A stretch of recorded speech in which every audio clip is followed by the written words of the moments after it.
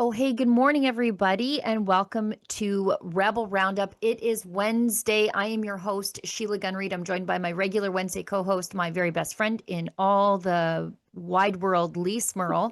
She's in Regina, Saskatchewan. Lise, how's it going? Well, I couldn't be better, Sheila Gunn. No exaggeration. The best days of my life are just continuing on this month. We have some big news about Buck the Rainbow Unicorn in a second, but it's a great day to be in Saskatchewan. Yeah, maybe we'll leave the news about Buck until the middle of the show because it's Wednesday, which means Mhm. it's the Buffalo panel, wherein we have one or two Western-based thinkers, newsmakers come in and help us analyze the news. And I'll bring in our panelist in just a second, but I'll let everybody how they can get involved in the show first. So if you're watching us on Rumble, that's an excellent free speech platform. You can help us bring you the news because we'll never take a penny from Mark Carney to do the work that we do to hold him to account, because how could we?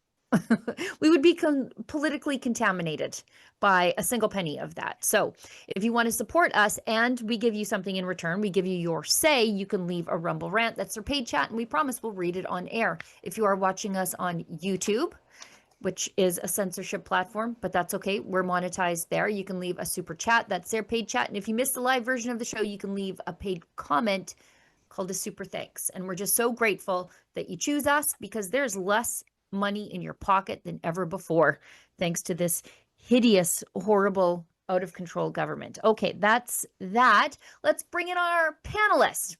Our panelist is former MP and former leader of, at the time, Her Majesty's Loyal Opposition, Stockwell Day. What a delight to have you with us. Great to be with you. Okay, let's talk about the news out of Alberta, and that is that Skate Canada is going to stop holding national or international events in Alberta in a tantrum. And they say its decision relates directly to the province's bill. They say affecting transgender athletes, but that's a weird way to spin protecting safety and fairness in sport for women and girls. Stockwell, I think this is just a spiteful stunt. And I think the province has this exactly right, that you are welcome to compete in sports in Alberta. You just have to do it in either a mixed category if you identify as transgender, or in the category of your biological birth. Well, that's a fair characterization for sure. I guess I shouldn't have been surprised, but I was shocked when I saw this yesterday. I posted on my X account that people should be calling, MPs should be calling for defunding Skate Canada. And Skate Canada obviously does great work in terms of sponsoring and helping to sponsor national and international events. But keeping in mind, and you've categorized it well, the bill is called, it talks about safety in sport. Yes. And talks about protecting girls from having to compete against biological males. But it goes further than that. Even in the commentary around the bill, the Premier and the government of Alberta is very clear.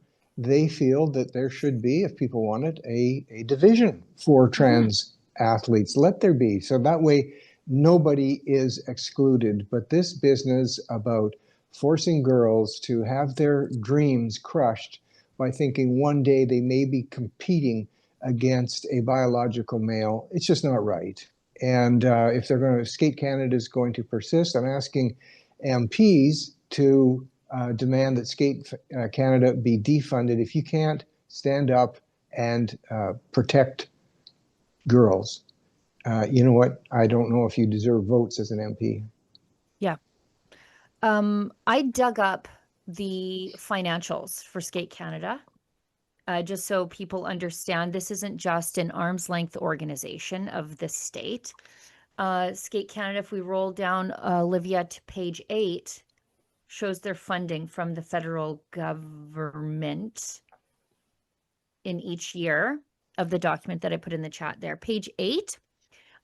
So government and other grants, they get $2.68 million a year outside of membership. It is so membership of the organizations that are under the umbrella of Skate Canada. It's the single largest revenue source for them. It's from the federal government. Safe Sport, I think, is related to the federal government as well. So they should be defunded if they do not protect fairness in sport for women and girls. Well, they It's should as simple be, as that. sorry, they should be defunded for discriminating against women Yes. and girls, because that's what this is. And just to sort of push back a little bit against what the entire left is saying, is every trans athlete has a biological sex. Okay, Yeah. Every trans athlete has a biological sex. And where it matters in sport, you should compete in a category that aligns with your biological sex. This is not rocket surgery. This is not hard to figure out. Dan Smith is righting a wrong that has trampled our public institutions over the last number of years, and is aligning with what governing bodies worldwide are going to do. The International Olympic Committee is going this way, have recognized that there's been an egregious overreach into women's spaces and women's sports and women's experience, and we're not having it anymore. We're just not. I dug around a little bit on this issue, and I thought, well, if there's really no basis for, like according to the left, you hear them saying, well, what's the safety aspect? What's the fairness aspect in a non-contact sport like figure skating, as if any right-thinking person couldn't figure it out. But I thought, okay, well, let's drill down on the one metric that I know that the men did first and the men continue to do better and more reliably, and that's the quad. There have only been around 14 women who have ever successfully landed the quad in competition. 14. This is a regularly performed and landed jump in men's competitions all the time. Mm-hmm. Hundreds of athletes at the international level that are biologically male are landing the quad. 14 of the best female athletes have ever landed it in competition, because we know, and men, and this is not a slight on women, men are just bigger, faster, stronger, bigger hearts, larger cardiovascular system, stronger bones, bigger muscles. Male puberty does that. Lung capacity, muscle density, all of the things that are true. And the crazy thing is, in sports, we have 100 years of stats to show us that men are faster and stronger and more physically able than women. This is just the facts of the matter. So this isn't a complicated issue. It's one that Alberta's Danielle Smith, who has the biggest balls in sports, okay, is putting to an end. But then along comes our federal government. Can we just talk about what the federal government is saying here? This is from Adam Van Koeverden. He says, our government believes in a sports system that provides opportunities for all Canadians to participate and excel without discrimination, including the transgender community. Really nice, Adam, that you would prioritize that tiny, tiny minority of wrong people in this moment. Really good. Like, as far as I'm concerned, any government that believes this doesn't deserve to be a government anymore. Yeah. Like, they're showing their hypocrisy. Let's kick them out. I'll go to Stockwell on that. Yeah, you just mentioned too, and I'm glad you did, on the funding aspect. And yeah, it's quite right. I think it's showing in the books, it's 2.4 million. But Skate Canada also makes several $1 million available in grants across the country. So it's even more than, quite rightly you point that figure out. And on the safety aspect, of course, this law is applying now in Alberta across all sports.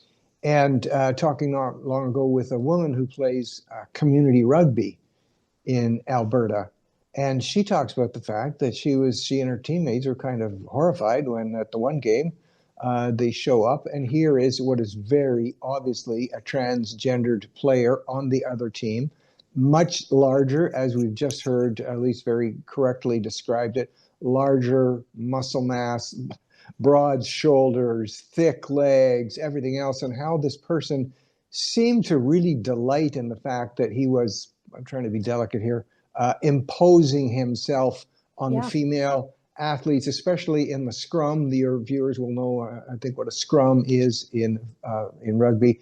But taking it back to skating, there's no question in terms of muscular development.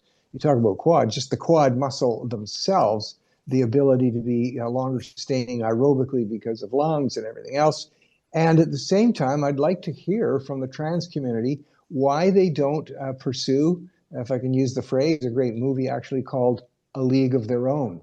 And I'm sure they'd get fans, they'd get people turning out. Why do they insist on wanting to crush girls is the thing that really bothers me. They won't answer that question. Because it's part of the fetish that you know a great many of these people participate in, especially when those people are men, and especially when they are abusing women.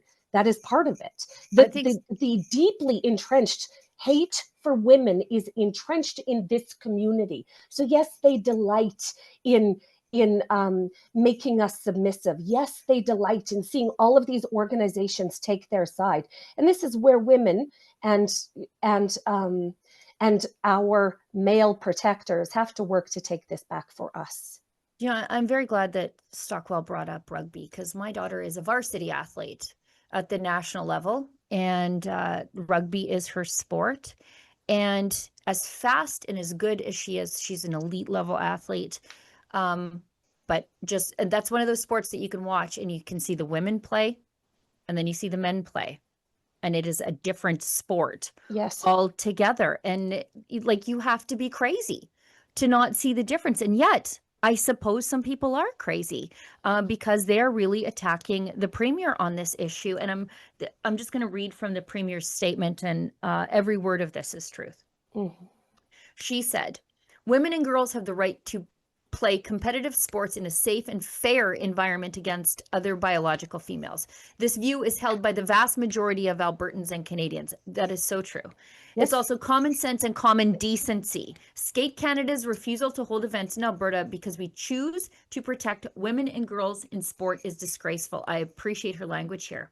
Yes. We expect they will apologize and adjust their policies once they realize they are not only compromising the fairness and safety of their athletes, but are also offside with the international community. Yeah, I imagine what the Americans have to say about this, including the International Olympic Committee, which is moving in the same direction as Alberta. And that is exactly true. You know, the international community recognizes that testosterone in the before times was a performance enhancing drug. Oh, but like if women took it, it was, you had an unfair advantage. But what Skate Canada is doing right now is showing us who they are, because they're pointing at their own policies, being like, but yes, you will see here that we have a policy about testosterone, and you will see that we have had this policy since 2022, right. And you will see that there is a regulation that we made here to accommodate these special people. Danielle Smith is having none of it, and I love that she went in and was like, I expect an apology. Like, she's right. Yes, Danielle, yes, you demand that apology. You know what? All women and girls and common sense, like-minded people should demand an apology. That's how far away this has gotten from reality. Yeah, that's true. It just has to be also recognized that since we're talking about federal funding, I think this should be landing on the Prime Minister's desk. Oh, I'm so happy. And I think the Prime Minister should be asked the question. Unfortunately, I don't know if they let you in the scrum or not, but they should be asked that question. Prime Minister, are you in favor of biologically born men being able to crush girls and women in sports? And, well, put them right on the spot. We can partially answer that on his behalf, Stockwell, because I put this in the group chat. You know how you're sort of you become an aggregate of the people closest to you. Well, I am just delighted that the Prime Minister of Canada has photographic evidence being influenced by a trans woman from Alberta in this moment. Oh, here there, look at. Okay, so this is from Anna Murphy, who is a biological male, who says, it was an honor and a privilege to hang out with Mark Carney and do all of the special things. So if we're having any illusions, Canada, about who's influencing Mark Carney, here we have it. I'm just, like I said, I'm just delighted that we have photographic evidence of this that will live in infamy forever. Well, and going back to Adam Van Couverden weighing in on this as the amateur sport. I think he's the critic for amateur sport. I think that was Justin Trudeau's old portfolio. Or like Secretary of State? Yeah, remember when they wouldn't let him near a real portfolio, but then they thought that he should be the Prime Minister of this country? Someone should ask him how fair it would have been for him as an Olympic athlete to have competed against women. So Adam Van Koeverden, Secretary of State for Sport, which was Justin Trudeau's old job. He was the critic for that before they made him the prime minister of this country for some reason. But an Olympic athlete in a strength sport, kayaking, I believe, would it have been fair for Adam to have competed with the ladies? If just Adam against all the women. Moved That's him. right. Yeah. It's a good example and one that could be put directly to him because of all the sports. It's hard to find one that is more dependent on large muscle mass groups. So your shoulders and your back, and again, your thighs in canoeing or in kayaking. And I don't know him. I don't pretend to know him, but everything I've seen, at least before he got into politics, he seemed to be a decent individual. Now things change when you get into politics. But I can't see him being able to look directly into the camera and say it would have been fair for him to compete against women. There'd be no contest. So that's why I'm saying, and MPs, people should be calling their MPs and asking that they put in the request that Skate Canada be defunded. And also, when you call your MP on something, ask him or her to get back to you with the response. Don't let them off the hook. If you don't hear back from your MP, when you make a request, follow up. If you still, because MPs get busy and it could be a week or two. If you are still not getting a response back, then nothing MPs fear more than anything than having the accusation that they don't get back to their constituents. That is terror territory for MPs. So then you would need to publish, I've tried to contact my MP. My MP does not get back to constituents. So you need to add that. Be polite, of course. Put in the first request, then give them the benefit of the doubt, wait a week and say, I haven't heard from you yet, wait another week, and then take out an ad that your MP does not respond to people. Awesome plan, guys. Straight from Stockwell Day, giving us the pathway forward. Thanks, buddy. And your Conservative MP should be pressured to bring the likes of Adam Van Koeverden before the Heritage Committee. I think that's the committee that this stuff falls underneath. To testify to this. Like, why are we giving money to organizations that do not respect fairness in sport for women and girls? And putting that question, look, I may never be able to get close enough to Adam Van Koeverden to ask him that question, but boy, he sure could be made to answer that question if he were called to committee. And that's why I think committee work is just so darn important. Go ahead, Stockwell. No, that's true. If you get called to a committee, of course you have to go. And you're right there in front of the camera and you get asked the questions point blank, and it gives you the opportunity to respond. So MPs shouldn't be afraid of going to committee. And I would, as I said, I respect Adam as an athlete, and I'm sure he's doing a good job as an MP. I'm hoping he is for his sake. But I would like to see him look into the camera, the eye of the camera, and say, yeah, I think it's okay for guys like me to compete against girls and women. I'd like to hear him say that. Go ahead, Lise. Well, that would just make my day if somebody were to ask Adam Van Koeverden how it's okay to discriminate against women and children in this country and have him be forced to answer that. That would just make my day. Also, we should get our people in the chat to look up stats on kayaking, like men's stats and women's stats on kayaking. I'm sure there's somebody out there that would love to do that research for Rebel News. And we'd be happy to share that information with Adam Van Koeverden. 100%. Just moving ahead onto a different topic before we lose Stockwell Day, because I think we lose him at 1:30. I want to talk about this because Alberta really seems to be bravely leading the way on social issues when the rest of the country is just putting it into the rhubarb, as they say out here on the prairies. And that is the closure of the supervised, I was going to say safe, but it's definitely not safe to put poisons in your body, consumption site at the Royal Alexandra Hospital. If you have ever been to the Royal Alexandra Hospital lately, you are running the gauntlet of people who are slowly or quickly, depending on the day, putting themselves into an early grave. And the province has made sure now that that is no more. And I see that other provinces, namely Saskatchewan, have adopted now our targeted approach on the opioid poison epidemic. It's not just getting rid of the supervised injection sites or consumption sites or smoking sites or huffing sites or whatever it is, but they're also moving towards what they call compassionate care, where families and communities that are held hostage by somebody else's addiction have a point of contact with the police to get these people into forcible treatment, and get them back being productive members of society, because it is this is not kindness to allow people to languish in addiction and then ask the rest of us to help them with it. I'll go to Stockwell. Glad you picked that up. I just saw that late yesterday or today. Also, I posted it on my X account and on my podcast at Stockwell Day to Day News, which X won't advertise, but you can grab it there on Spotify or YouTube. That's a clear point, another mark of distinction for the province of Alberta. And I tell you, I can remember very clearly when I got into federal politics, this is way back, before electricity was invented. And one of the first things, because I was representing British Columbia, and so I would be downtown a fair bit, downtown Vancouver.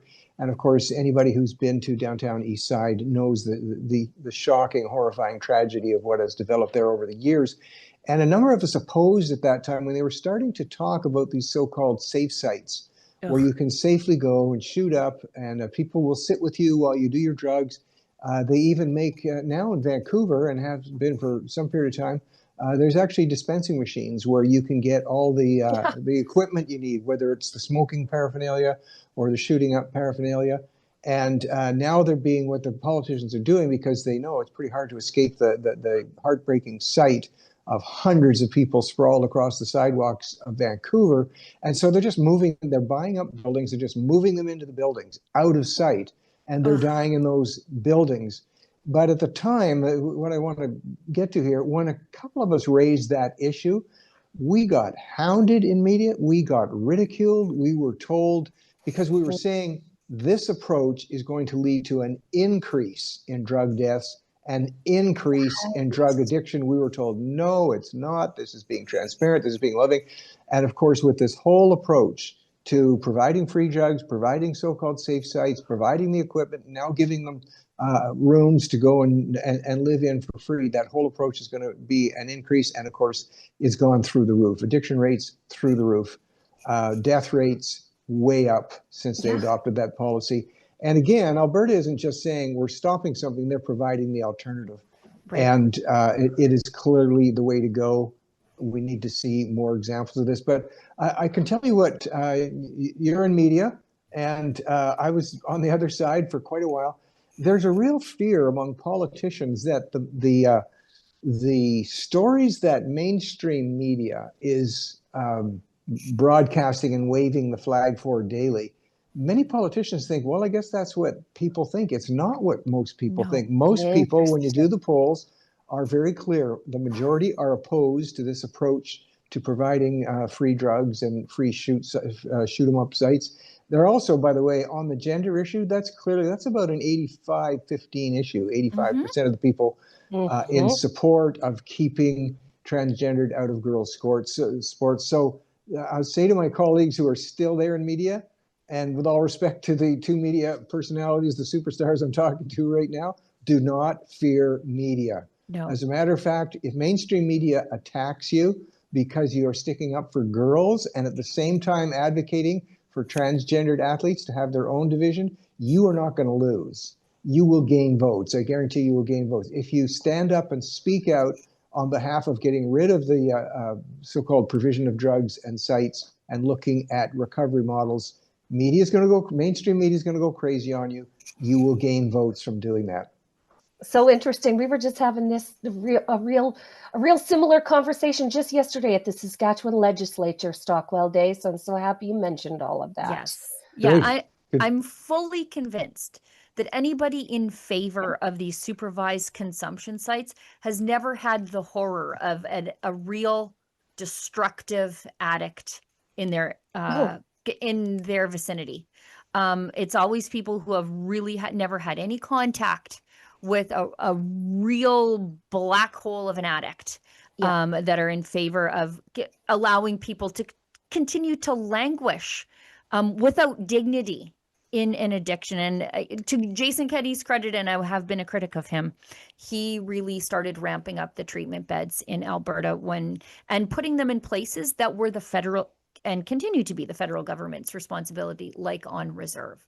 If the federal government was not going to help the Indigenous people battle back this plague of addiction, the Alberta government stepped up and did it. And I give them credit for that, because nobody else was doing it at the time. All right, let's hit an ad break. We're 2 minutes past 11:30 here local. We've got to say bye to our friend Stockwell Day and thank him for taking the time with us. Stockwell, one more time, tell people how they can find your podcast. Sure. Stockwell Day-to-Day News is one way you can find it. It's on Spotify and it's on YouTube.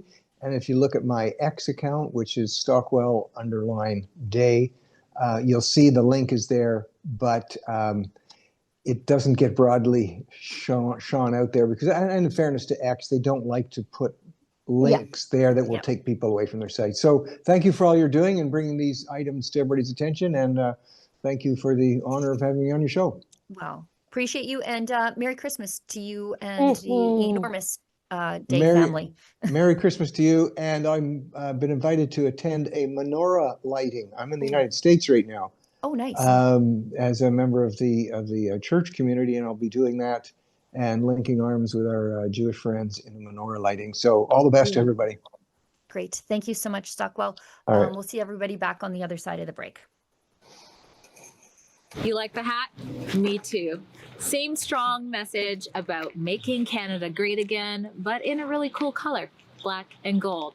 There's other colors available, and it's an all-Canadian site. So if you want to signal your tribe or trigger a Liberal, go to mcgahats.ca today. Oh, hi, everybody. Ezra Levant here from Rebel News. You know, it's a Christmas tradition here for me to take an entire show to answer your questions to me, questions about literally anything. Sure, it could be about the news of the day, but you can ask me really anything about Rebel News itself, about our team, about our business, about our plans, even personal questions if you care. I mean, I'm sure there's some things I would decline to answer for privacy reasons, but I'll be as candid as I can be.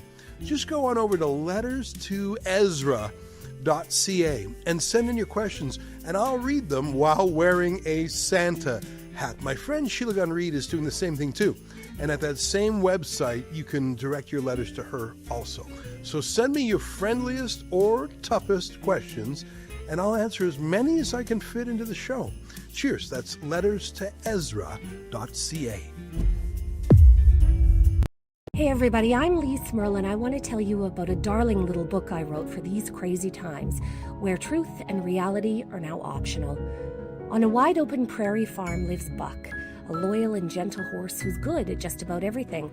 But one day, his well-meaning barnyard buddies start filling his head with big ideas, like maybe he isn't a horse at all. Maybe he's a rainbow unicorn. Buck tries to keep up, but something doesn't sit right, and eventually he remembers the one place where truth isn't confusing and love isn't conditional. Home. Because Buck's family knows him best. They know he's not a unicorn. He's a wonderful horse, strong, steady, and perfect the way he is. And that love gives him the courage to ignore the noise and just be himself.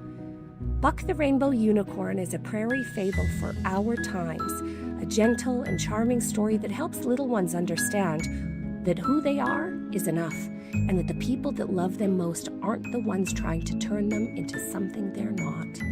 Share this story with the little ones in your life just in time for Christmas. It's a book to spark discussions and remind them that home is where the truth lives and that they are loved just the way they are.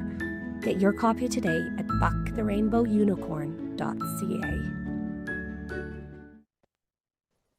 I will just never get tired of that commercial. Okay, No, me neither. I could watch it over and over.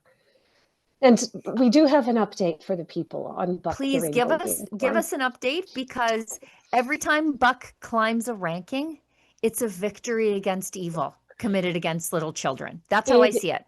It is truly a miracle in the making, you guys. So Buck the Rainbow Unicorn, our little project at Rebel News, with us and all of our viewers, has reached triple #1 on Amazon. Okay. We have climbed to #1 in Amazon's hot new releases list. This is over every well-known author in the Back world. up to you #2 in guys. horses. Look at this, back up to #2 in horses. We're like this shows you that we're #1 in children's nonfiction books on LGBTQ2S+ families. We're #1 in children's books on self-esteem and self-respect. Canada, are we raising kids to have self-esteem and self-respect? This is the book for you. And I am receiving every day, I am receiving contact from parents. And I just wanna You could read one. share. Yeah. Let me just share this. So it starts out, all of these stories that I hear from a certain segment of parents begin like this. I really haven't told anyone this, but our own child has been taken away from us by this very ideology. We feel very strongly about it, and me and my spouse are completely heartbroken. Our child has not spoken to us in about 4 months, and our hope is that no other family has to go through what we are going through. Thanks for all you're doing. And those are the emails and the texts that are just keeping me on cloud 9. We are making a difference with this book, you guys. And so bucktherainbowunicorn.com is the address to go to. And just another little humble brag for me and Sheila Gunn Reid. The other evening, we were getting ready to go interview the premier of the province of Saskatchewan. And I log on to Amazon, and on their hot new releases list is both my book, Buck the Rainbow Unicorn, and Sheila Gunn Reid's book for the case against Confederation. So 2 rebel women from the West had their books trending on Amazon's hot new releases on the very same day. So you guys, thank you so much for supporting us. Yeah, it's crazy. This is just wild, and we're just starting on this. Like, we are just getting started. Yeah, I actually have a real book in the works right now. Like, this is how we claim our ideas, Sheila Gunn Reid. Right. We get them in writing, and then we just run with them. So it's incredible. Yeah. Let's quickly talk about the case for Confederation. Please. I've done very little promotion. I just did the one video. I've scarcely talked about it. I probably should be as aggressive as Lise in the promotion of my work. I just am not a good, shameless self-promoter, but Lise is really trying to rescue children. So that's her passion. I'm not trying to do much here except make fun of Canada. So these are my 2 books. They're called The Case for Confederation, Alberta's Compelling Reasons to Stick Around, and The Case for Confederation, Saskatchewan's Compelling Reasons to Stick Around. We have an Alberta edition and a Saskatchewan edition. I'm buying them together as stocking stuffers this year, guys. Like, this is what everybody is getting. $9.99. They're printed in Alberta. They will be at your house in 2 days or 3 days, I guess, now that we're getting... actually, if you want it before Christmas, you probably should order, like, immediately, just because Amazon delivery times sort of stretch out as you approach Christmas. Holidays. It's a #1 bestseller in Parliament, whatever that means. Anyways, I wish that it was the #1 bestseller in stationery, because that's what look, I'm beating in defense of Canada. Oh my gosh. So somebody has written a thoughtful tome about defending Canada. And my 2 little cheeky little joke books are #1 and #2 right now. This is incredible. This is absolutely incredible. Top #1 and 2 spots by our same Sheila Gunn Reid. Like, this is just incredible. And I want you guys to know, in case you're not in on the joke yet, The Case for Confederation, there isn't one. The book is blank. I even went so far as to write chapters, like chapter headings of like equalization, and then it's blank. Like firearms, blank, because there's no case for Confederation. If there is a case for Confederation, I couldn't find it. I went looking. This is a perfect gift for anybody that who jots down notes. Like, if you know a guy, I'm a note jotter. Oh, sister, don't even talk to me. I've always got this in my hand. Okay. I've always got one of these in my Yeah. hands to just keep things on track. But if you know a note taker, like if you know a guy that has, dry erase marker on the inside of a tractor cab, this is the book for him. If you know a person that's just chronically writing things down, this is the book for them. And it's such a cute little gag gift, 100% affordable, like $10, guys. Like It's you a spend notebook. more. It's a $10 notebook. It's fine. You spend more at Starbucks, okay? Yep. Give your friends the gift of cheekiness this holiday season and get them the case for Confederation. Yeah. Again, you should buy them together because Yeah. Alberta and Saskatchewan do everything together. So That's it right. would only be proper. We were only artificially separated at birth by Like, the cruel- evil in Laurentia. But yeah, Cruelly separated. imagine your cantankerous, generationally separatist uncle. And He's gonna love this. he's been complaining about Confederation since the first Trudeau, okay? Yep. And Yeah. this is in his stocking, and he's already mad when he pulls it out. If And you he's ready to have an argument with you, and then he opens it and it's empty, and everybody has a Yes. good Christmas Ha ha. laugh. Ha ha Yes. ha. Yeah, if you know a guy who spits every time he hears the word Trudeau, okay, this is the book for him. If you know a guy that has no time for Mark Carney or the Liberal Party of Canada or anything Ottawa related, okay, this is the book for them. Ladies too, I'm including you. I don't want to discriminate against the women like the CBC does. This is the book for you, but it's so cute and so cheeky and just so Sheila Gunn Reid, and so that you're number one, like over those two. like even your blank notebooks are better than the other people's books trying to save Canada, trying to elbows up. Elbows Just up, the y'all. best. Ugh. Do the Mark Carney dance, the Diana Carney shuffle. Good grief.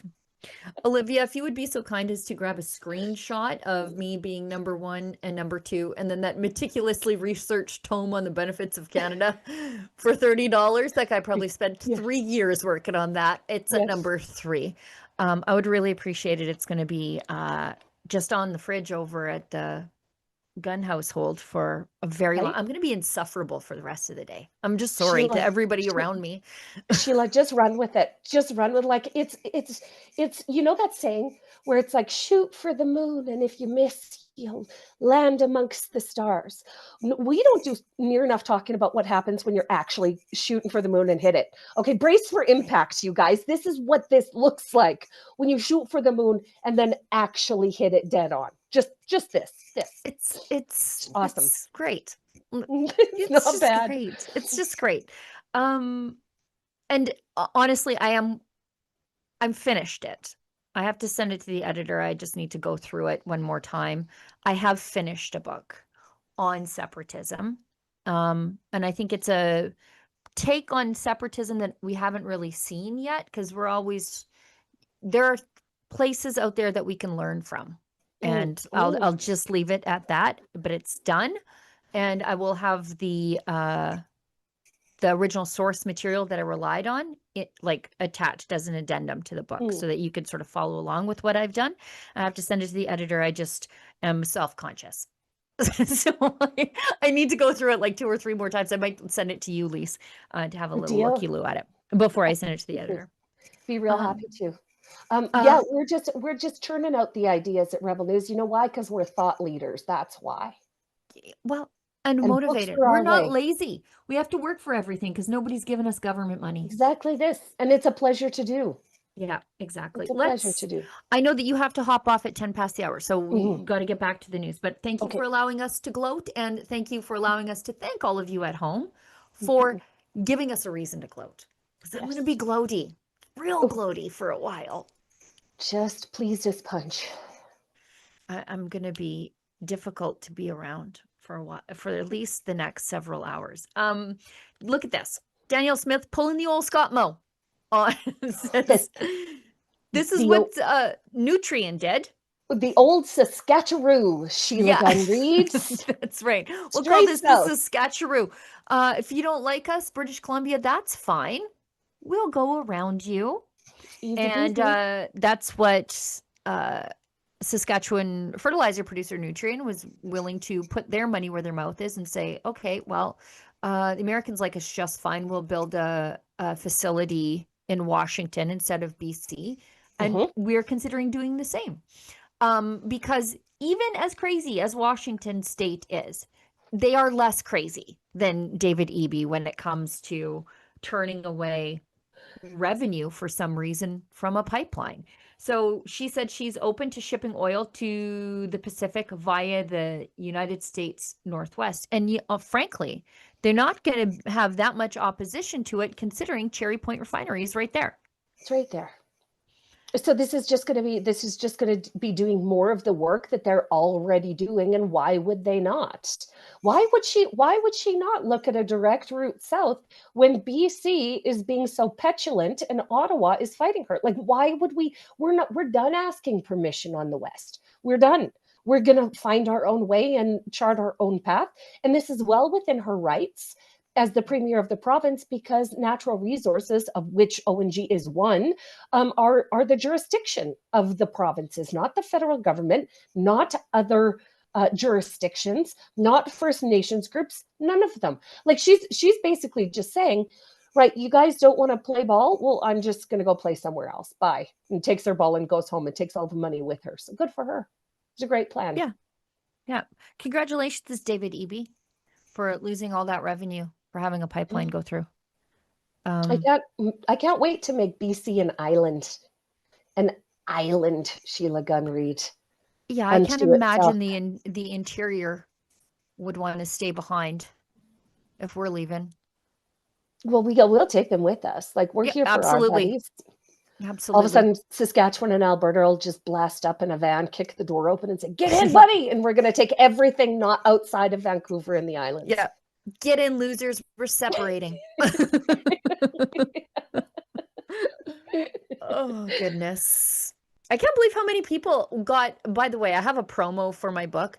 The amount of people who got 30 seconds in and then sent me an angry email or like left an angry comment in the YouTube comments. And it's like, could you just put in another 15 seconds and you'll get the plot twist? Right. Like, have you never watched me? Do you think I would be making the case for Confederation? Are you new here? Am I new here? What's happened? Some of you were mad at me. Girl, I feel the same way about Buck the Rainbow Unicorn. Right. There have been some visceral reactions to it. And I'm just sort of going at it like, simmer down, buddy. Stick around. Watch again. There's a secret that we have about this, and you could be in on it if you would just give it 10 more seconds. 10 more seconds. It's okay. We'll work with that. I don't know what I should go to first. See how quickly we can breeze through this. Alberta's top court rules oath to the monarch for prospective lawyers is unconstitutional. What? Elon Musk letting me down? Uh-oh. Am I okay now? I think Elon Musk was slightly letting me down. Alberta's top court rules oath to monarch for prospective lawyers is unconstitutional. It's Court of King's Bench. King's Bench. King.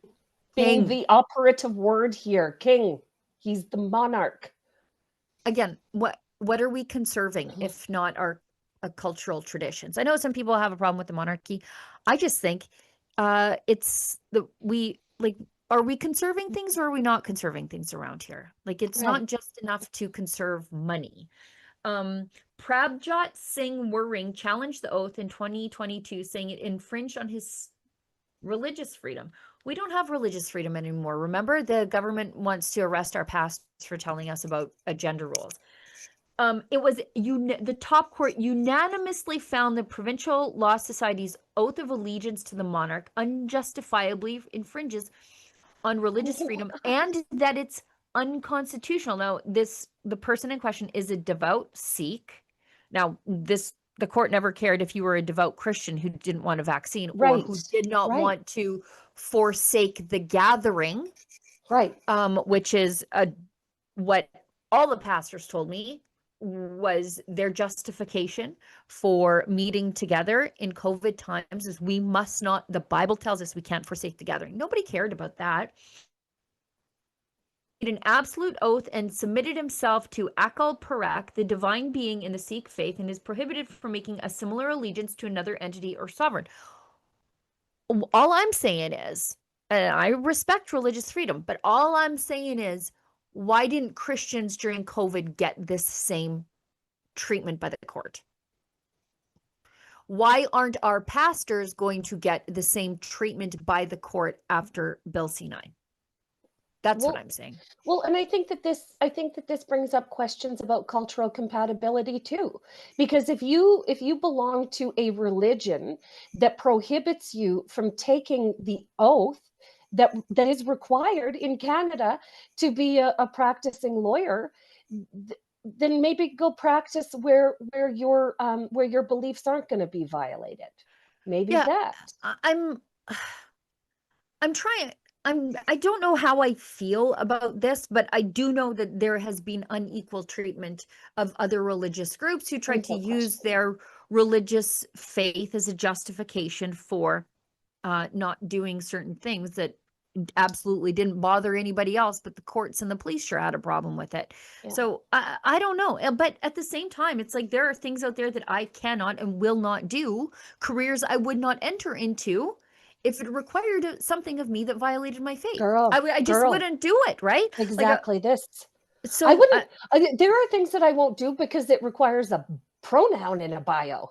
Like, that's my absolute red line in the sand. This violates my beliefs. I'm not participating in it. Yeah, if I go somewhere and they only serve Bud Light, I'm like, no, I guess I'm going to go else today.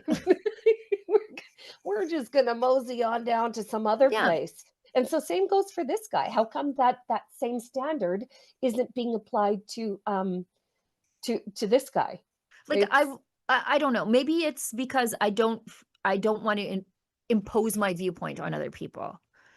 I impose my viewpoint on the way out the door as I take my bags of money with me. Right. This is how I impose my viewpoint. But at the same time, like, let's say that well, and again, this is the same sort of court system that would impose euthanasia on a Catholic hospital. Sure. Absolutely. Or abortion. Exactly. So, like, if I were a obstetrician, would I take a job at a hospital that would require me to perform abortion? procedures I would that just are be like, yes. I guess I don't work at this hospital. Yep. I don't know. I'm having a tough time trying to navigate both conservatism and libertarianism here, but all I know is that Christians do not get the same treatment by the appeals court. We know.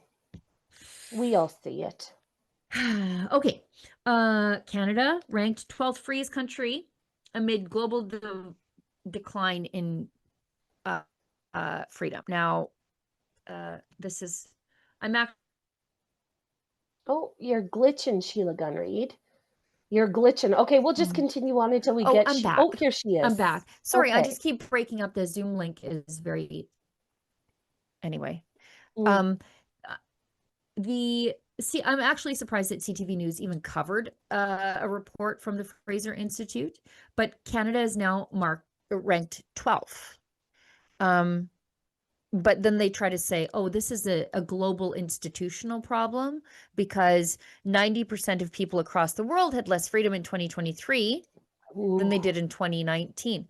Okay, but here's what they don't tell you about this report, because I read the report and I actually did a video on it and what the report actually says. So it measures metrics of like freedom of movement, freedom of expression, freedom of association, economic freedom, and how quick the government is to use extraordinary circumstances to curb those freedoms. Right. Guess where Canada was under Stephen Harper? Tell me. 6. So we've dropped 6 places in the freest rankings of countries, and that we've dropped 6 places in 10 years. Oh, yeah. Canada. This is not good. That's what's left out of this report from the from CTV News was you need to compare where we are under the my internet, but we need to compare where we are under the Liberals now versus where we were under Stephen Harper. And remember, the media and the left and all the crazy people said Stephen Harper was a tyrant. He was going to destroy everything, blah, blah, blah, blah, blah. But you know what he didn't do? Freeze the bank accounts of all those pipeline protesters that were plaguing us in 2012 through to 2014. He didn't arrest Teresa Spence. Remember Chief Chicken Noodle down there having her her hunger strike? Her hunger strike where she got bigger because she was allegedly her and her boyfriend looting the bank accounts of Attawapiskat. Nobody arrested her. Even though these protests were, in my opinion, wrong-headed in their motives, they were treated as legitimate and hands-off. Just the cost of doing business in a free society. But that's not the case in Canada anymore. And then you throw on all the censorship legislation on top of that. And we're not in the top 10 anymore. And that is directly attributed to 10 plus years of Eastern Canadians rewarding 10 plus years of corruption by casting a vote for the Liberals over and over again. Which country is number one again? Which could you just, sorry, Olivia, could you just whisper in our ear or bring that list back up? What country is number one again? Because I have sort of Scandinavian country. Okay. Oh, here, Switzerland. Switzerland. Okay, Switzerland, Denmark, New Zealand, Ireland. I have thoughts on that, but they have strong economic freedom, which is why everybody puts their head office in Ireland. So that sort of dries up their ranking. In Luxembourg, the new country, Estonia. In the new country, let's endeavor to be number one in freedom. Okay, the new country, when it comes, and it's coming in Canada, we're going to make that a cornerstone of our new place. Well, and if you look at even the Netherlands with their massive nationwide farmers protests, guess what the Netherlands didn't do? Right? So anyway, congratulations, Liberals. And CTV left that very important chunk of context out. Because if you were a Liberal reader, you would think, oh, we must have been way down when Stephen Harper was here. And then, oh my goodness, Justin Trudeau came along and we shot to the top of the charts. And then now we're just creeping down. But it's a trend across the board. It has nothing to do with the Liberals. And that is absolutely just not true. Completely not true. Watching our standard of living plummet right in front of our eyes, Canada. Aren't we happy? Yep. You happy now? Here's Prime Minister Stephen Harper. I think we talked about this the other day. On a painful day for Jewish communities worldwide, Ottawa's community came together in solidarity to mark the beginning of Hanukkah, he says. As the menorah is lit, may us remind us all of the resilience of the Jewish people and that even in times of darkness, light will prevail. But you know what's funny is that the Jewish community in Canada has to be unnecessarily resilient thanks to the Liberal government's failings in their dealings with these Hamasniks on the streets every week. Hey, Prime Minister of Canada, weren't you the one that made Palestine a state not too terrible long ago? Maybe you should sit this one out. You should sit this one out. Did we? We've got one from Anita Anand. She says she stands in solidarity with Australia. Today I spoke with Australia's Foreign Minister, Senator Wong, to express my heartfelt something or other on the anti-Semitic attacks at Bondi Beach. I agreed to continue working together to fight anti-Semitism. How do you plan on doing that, lady? What have you done? Including through strong legislation to combat hate in each of our countries. You see, because they won't deal with the anti-Semites, they have to censor our pastors. Well, and they lump all of the victims in with the aggressors. You know what I mean? They'll mention anti-Semitism in the same sentences they'll mention Islamophobia. They just bounce back and forth like they're the same thing when they are absolutely not. Yep. Yeah. And our special envoy on anti-Semitism quit. And she's like, nobody's doing anything. But I was like, neither did you. Because I pulled the records and I'm like, you didn't meet with anybody. What did you do? Like, did you try to meet with Myron Demke in Toronto? Post for selfies. Post for selfies and put out social media announcements about all of the heavy lifting you were doing when you're just sitting back on your taxpayer-funded fanny doing nothing. I couldn't even see that she did that. She just had a big huff and a complaint and then ran out the door. And I thought, but what did you endeavor to do? Yeah. Like what? How did you fix it? How did you Didn't even fix try. it? Didn't even try. It's the oddest thing. She's like, yeah, nobody's doing anything around here. Yeah, I hope you find the lady who's supposed to.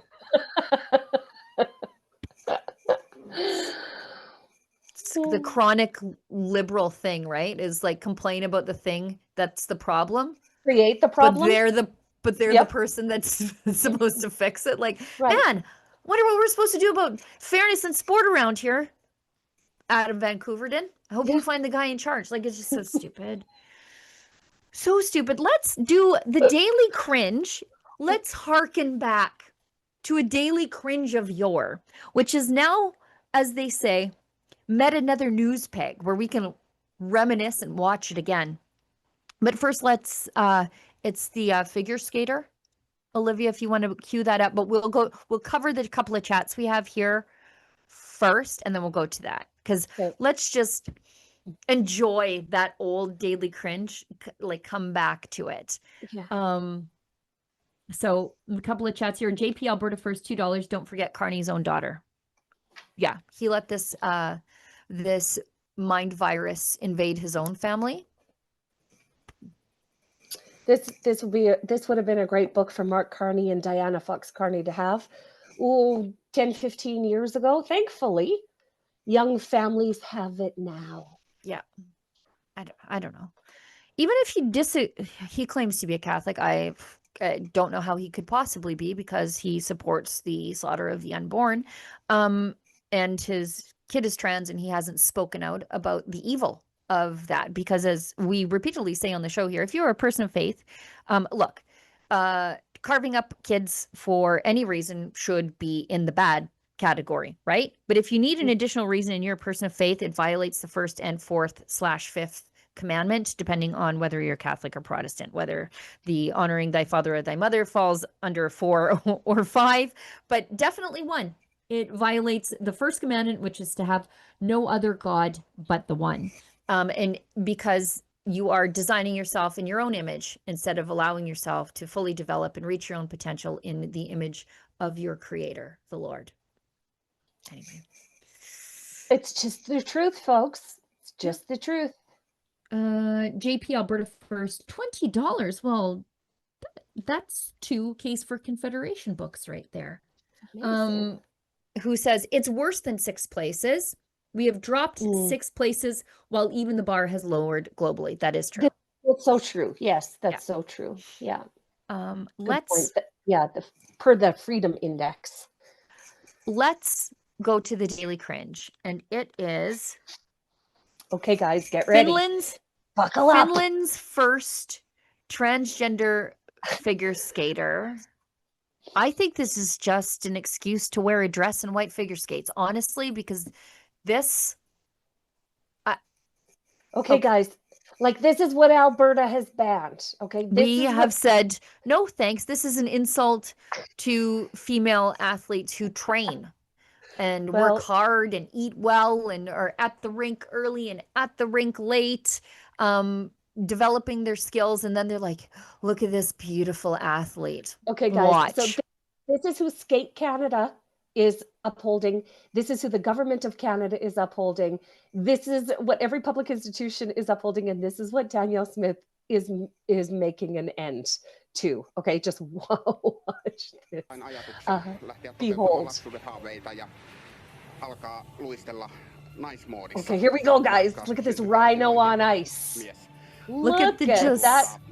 Look at that leg lifting. Okay. Oh goodness, coming into a spit. Careful. Oh, nice little switcheroo there. That switch. Oh, it fell down. Oh, this person can scarcely skate. Taking a knee. Taking 2 knees. Just such wobbly. Look at those ankles. Can't even get back up. Still on the ice, guys. Still. Oh, gonna need help. From a woman who can skate. Oh, well, that was embarrassing. That was awful. What did I say before we got on air? I'm like, surprisingly weak ankles for a guy. Look at this. Look at this. This is a rhino on ice. fell down and couldn't even get back up. Graceful as a hippopotamus. And imagine Danielle Smith saying to this person, you can't compete against the And look at what I could laugh at it all day, but what really bothers me is the women standing in the darkness who can actually skate while this guy has the spotlight. Can't even should anger us all. Can't even get his husky knees off of the ice. Like, it's ridiculous. You know, there is a tweet by Corey Morgan, and it is, you know what? I can't read it. All I will say is Corey Morgan summed this up perfectly. Okay, perfectly. And the joke is so funny.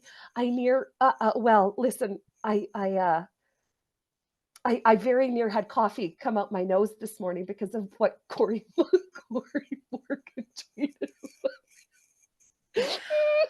Oh God! Have you found it? I'm looking. It was it was so funny. It was just speaking of Corey Morgan, I'm going on the Western. Oh my God! Yeah. I'm going on Corey Morgan's show right after this show, so join me over there in about 10 minutes.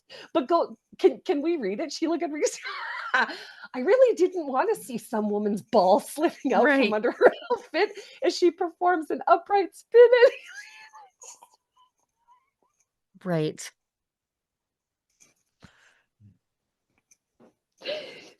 So funny. That you are all of us, Corey Morgan, and thank you for once again putting things in a way that just all of us can giggle at. Completely. That's so funny. Okay, I think that's the show. Yeah, I think that's it. I think this is our last show together before Christmas. Darling, say it ain't so. Yeah, because tomorrow it's someone else, and then Friday we've got the panel. But we have, if you are viewers of the show and you're watching, so you are, for my paywalled show, I have to pre-record 2 shows because the holiday or whatever, there's 2 shows. One of them is Letters to Sheila. And if you go to lettersToEzra.com, you can send a letter to me too. But I'm not wearing a Santa hat. I don't let my Jewish boss wear the Santa hat and read the letters. I'm not gonna, but I will. I don't know. I'll try to make it even more festive in here. And I'll answer your letters. But also we are, and send it to, if you follow me on X, it's my pinned tweet. I am looking for the 12 days of cringe-miss. And Lise and I are going to react to them.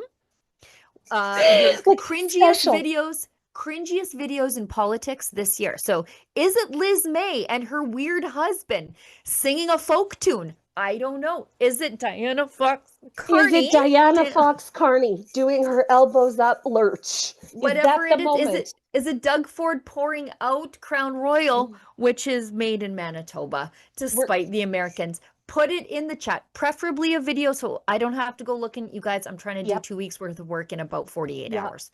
And so we're going to take all of those contributions. Okay. All of your cringe submissions. We're going to put them in descending order from 12 to 1 for the 12 days of Cringemas. And we are just going to have such a fun show on the Gunn Show. But Sheila Gunn Reid, I can't tell you how much I've loved doing this year. And there's my alarm for Corey Morgan. Go. Excuse me, guys. Merry Christmas, everyone. And thanks for being here with us and supporting us, and all the best to all of you in 2026. Thank you, Lise. It's just been a real delight to see you achieve your dreams, and have all the people at home help you do it. We just appreciate you so much. We got to say bye to Lise. I got to say bye. I've got into a meeting.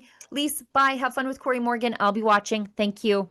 And to all of you at home, as we frequently say on the show here, if you find us offensive, maybe don't find us at all. Hey everyone, Sheila Gunn Reid here, and I'm thrilled to introduce the 2 books that I just wrote, and I use that word pretty loosely. Meet The Case for Confederation, Alberta's Compelling Reasons to Stick Around, and The Case for Confederation, Saskatchewan's Compelling Reasons to Stick Around. 2 beautifully bound volumes packed with every strong promise and well-researched argument for why Alberta and Saskatchewan should stay within the confines of Canada. And by packed, I mean the pages are blank. These two books are completely empty because when I went looking for Ottawa's case to keep the prairies, or rather for us to stay, that's exactly what I found. Nothing. Flip through either book and you'll reach the same conclusion I did. If the federal government has a convincing argument, it didn't make it into the pages of my book or into reality for that matter.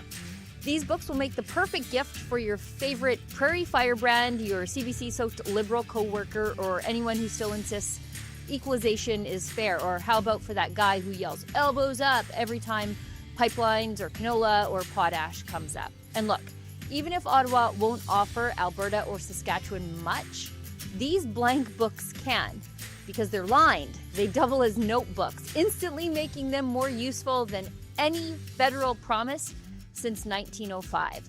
Get your copies today at thecaseforconfederation.com. Order now to get yours in time for Christmas. Again, that's thecaseforconfederation.com.